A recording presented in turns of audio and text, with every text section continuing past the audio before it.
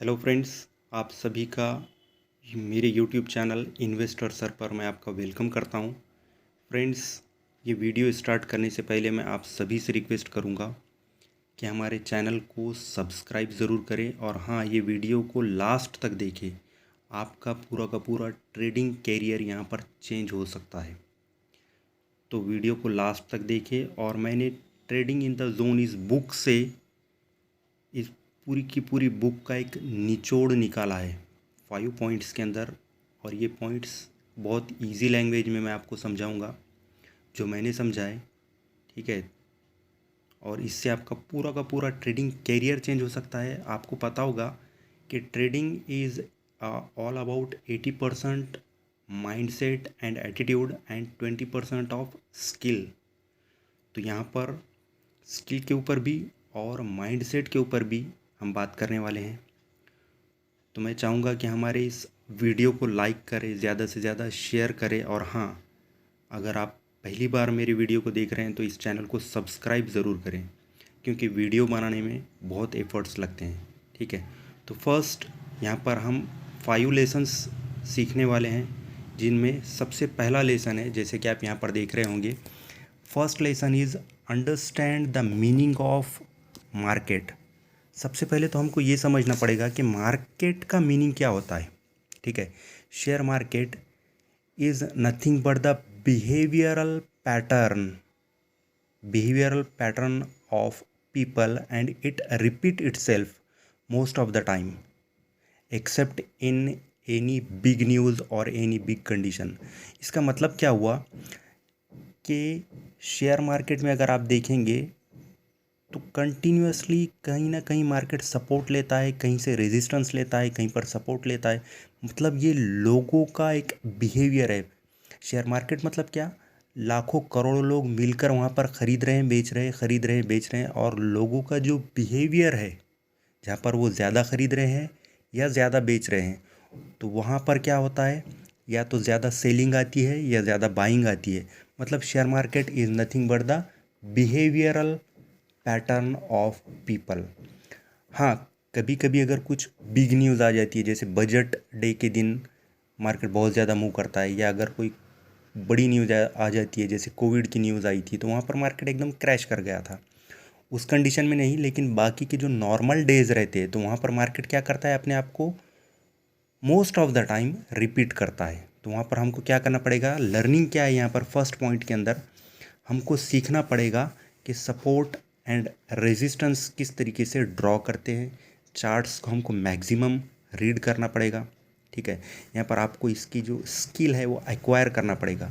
एक तो आपको बार बार चार्ट रीड करना पड़ेगा, और ये स्किल सीखना पड़ेगा आपको कि सपोर्ट कहाँ पर बन रहा है, रेजिस्टेंस कहाँ पर बन रहा है, ठीक है।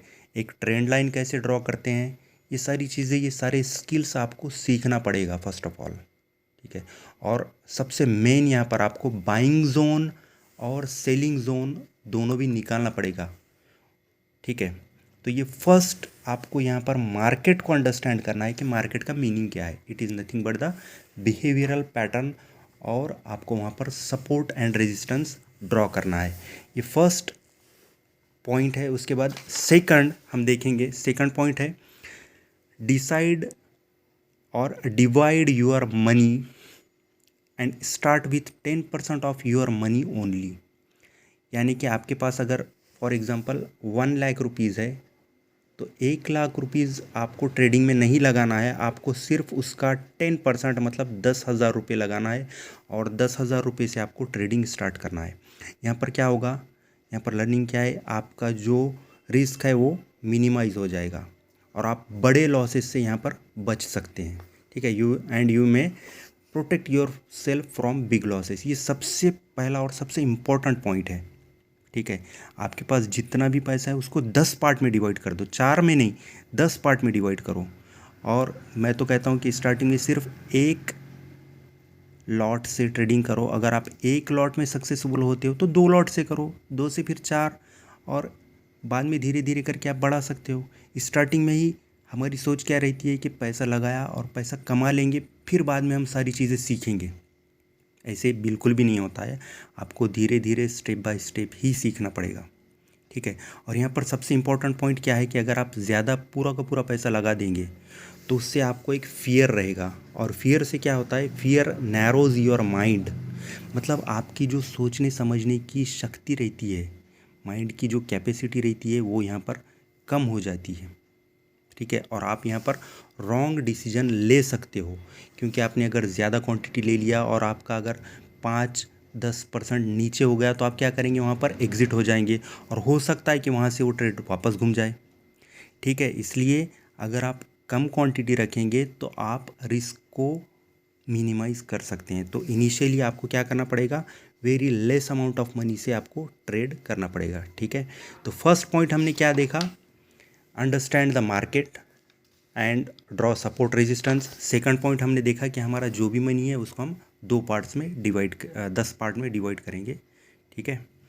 Third point and the important point is while taking any trade accept the risk and decide how much loss you can accept.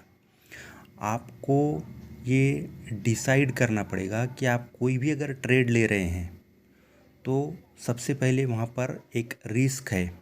ठीक है। वहाँ पर कोई मतलब 100% आप पैसा कमाने ही वाले हो ऐसे सोचकर ट्रेड बिल्कुल भी मत लो। आपको ये समझना पड़ेगा कि वहाँ पर आप लॉस कर सकते हैं। ठीक है। तो लॉस को पहले डिसाइड करो कि मैं इतना लॉस लेने के लिए तैयार हूँ। ठीक है। अगर आपकी क्वांटिटी कम रहेगी और आप छोटा सा लॉस ले सकते हैं तो वहाँ पर क्या होगा, हमें डर नहीं लगेगा। ठीक है। तो जो लर्निंग है यहाँ पर, ठीक है, वो है आपको ये स्किल डेवलप करना पड़ेगा कि accepting and taking loss, it is the biggest skill you have to develop. ये स्किल ना, ये सबसे इम्पोर्टेंट है। लोग क्या चाहते हैं कि सिर्फ प्रॉफिट कमाना चाहते हैं यहाँ पर, लेकिन पहले आपको लॉस को एक्सेप्ट करना सीखना पड़ेगा। ये मैं एक जेन्यून बात बोल रहा हूँ आपको कि आपको लॉस एक्सेप्ट करना सीखना पड़ेगा, तभी आप यहाँ पर प्रॉफिट कमा सकते हैं। ठीक है। तो trading is nothing but the game of probability. ठीक है। And you will not 100% sure about your profit, but you have to be 100% sure about your losses. मतलब आपको प्रॉफिट यहाँ पर 100% मिलेगा या नहीं मिलेगा गारंटी नहीं है, लेकिन आपको यहाँ पर 100% लॉस के लिए तैयार रहना पड़ेगा। कि मैं अगर फॉर एग्ज़ाम्पल 10,000 रुपये का ट्रेड ले रहा हूँ तो वहाँ पर 1,000 रुपये मैं लॉस करने के लिए तैयार हूँ, या आप अपने माइंड में फिट कर लो। सिर्फ माइंड में नहीं बल्कि एक्चुअल में वहाँ पर आपका जिससे भी आप मोबाइल से या लैपटॉप से पीसी से जिससे भी आप ट्रेड लेते हो वहाँ पर सिस्टम में डाल दो, एसएल डालकर रख दो। ठीक है। और उसके बाद आपको एसएल किस तरीके से डालना है, आपके सपोर्ट एंड रेजिस्टेंस जो आपने ड्रॉ किया है उसके हिसाब से आपको एसएल भी डालना है, और अपना प्रॉफिट भी उसी के हिसाब से, जहाँ तक यानी कि रेजिस्टेंस रहेगा वहाँ तक आपको प्रॉफिट के लिए तैयार रहना पड़ेगा। ठीक है। तो ये third the most important thing is taking any trade you have to accept the risk and how much loss you can accept. ठीक है। उसके बाद फोर्थ इम्पोर्टेंट पॉइंट जो आपको सीखना पड़ेगा यहाँ पर, वह you have to develop your attitude as of winner. आप ट्रेड लेते टाइम बिल्कुल भी ऐसे डर कर घबरा कर ट्रेड बिल्कुल भी नहीं लेना है। ठीक है। ट्रेड आपने लिया बिल्कुल एकदम कॉन्फिडेंटली लेना है। इसीलिए आपको अगर कॉन्फिडेंटली ट्रेड लेना है तो कम क्वांटिटी में लेना पड़ेगा, तो आप कॉन्फिडेंट रहेंगे। आपको यानी कि अगर ये स्किल है कि सपोर्ट कहाँ पर है, रेजिस्टेंस कहाँ पर है, आपने कितना इससे लगाया है, तो आप बिल्कुल कॉन्फिडेंट रहेंगे। और आप कॉन्फिडेंट रहेंगे तो आपका एटीट्यूड खुद ब खुद डेवलप होगा, और वो विनर एटीट्यूड ही चाहिए यहाँ पर। Because trading is 80% mindset and 20% skill. ये बहुत इंपॉर्टेंट है यहाँ पर। ठीक है। तो आपको बिल्कुल भी अफ्रेड होकर ट्रेड नहीं लेना है, without slightest bit of fear. आपको थोड़ा सा भी यहाँ पर डर कर ट्रेड नहीं लेना है, और at the same time you do not have to be reckless. मतलब आपको एकदम रेकलेस भी नहीं बनना है। रेकलेस मतलब कि कुछ भी आउटकम आया मुझे फ़र्क नहीं पड़ता, इस तरीके से भी नहीं। मतलब आपको पता रहना चाहिए कि आपका रिस्क कितना है, ठीक है। इस तरीके से आपको ट्रेड लेना है। या रेकलेस मतलब कुछ भी अगर होता है तो भी फ़र्क नहीं पड़ता, इस तरीके से भी आपको अपना एटीट्यूड डेवलप नहीं करना है, ठीक है। आपको विनिंग एटीट्यूड डेवलप करना पड़ेगा, ठीक है। तो ये फोर्थ इंपॉर्टेंट पॉइंट है। और last, the most important point in the trading is not to be impacted by the last trade. मतलब आपके लास्ट ट्रेड का या लास्ट जितने भी ट्रेड्स आपने किए उससे आपको कोई इम्पैक्ट नहीं पड़ना चाहिए। मतलब आपका लास्ट ट्रेड अगर प्रॉफिट में रहा तो आप बहुत ज़्यादा खुश हो गए, और आपका लास्ट ट्रेड लॉस में गया तो आप बहुत ज़्यादा सैड हो गए, नाराज़ हो गए, और अपना एटीट्यूड, अपना माइंडसेट ख़राब कर लिया। इस तरीके से आपको अपने आप को डेवलप नहीं करना है, ठीक है। आपको यूफोरिक भी नहीं बनना है और सैड भी नहीं बनना है, ठीक है। तो यहाँ पर लर्निंग क्या रहेगी हमारी, you have to be rigid in your rules and soft in your outcomes.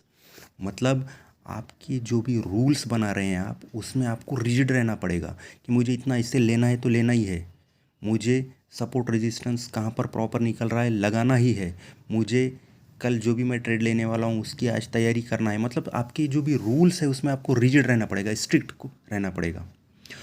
लेकिन इसके साथ साथ आपका जो आउटकम आएगा वहाँ पर आपको रिजिड नहीं रहना है, वहाँ पर सॉफ्ट बनना पड़ेगा, क्योंकि आउटकम आपके हाथ में नहीं है, आउटकम मार्केट के हाथ में है, ठीक है। तो आपको सिर्फ वहाँ पर अपना रिस्क डिफाइन करना है, और जितना भी प्रॉफिट होगा आपके रेजिस्टेंस के हिसाब से वहाँ पर 1:1, 1:3, 1:2 जैसा भी आपका यानी कि रिस्क एप्टाइट है उसके हिसाब से आपको अपना प्रॉफिट डिसाइड करना पड़ेगा। सो लास्ट में मैं सिर्फ इतना कहना चाहूँगा कि trading is the game of probability and it depends on your mind set. तो अभी आप अपने आप से एक क्वेश्चन पूछो कि क्या आपका माइंड सेट इस तरीके से डेवलप हुआ है। अगर हाँ, तब ही आप ट्रेडिंग में अच्छा पैसा कमा सकते हैं, अदरवाइज़ आपको अपने जो रूल्स है उस पर रिजिड बनना पड़ेगा, और ओवर ट्रेडिंग से बिल्कुल भी आपको बचना पड़ेगा। ओवर ट्रेडिंग एक ऐसी चीज़ है जिससे कि ट्रेडर्स की लाइफ तबाह हो जाती है। तो आप मुझे कमेंट में बताएं कि ये 5 पॉइंट्स आपको समझ में आए या नहीं आए, और जो भी आपका अगर क्वेश्चन रहेगा मुझे कमेंट में ज़रूर बताएं। और happy trading, thank you. And हाँ, लास्ट में चैनल को सब्सक्राइब ज़रूर करें।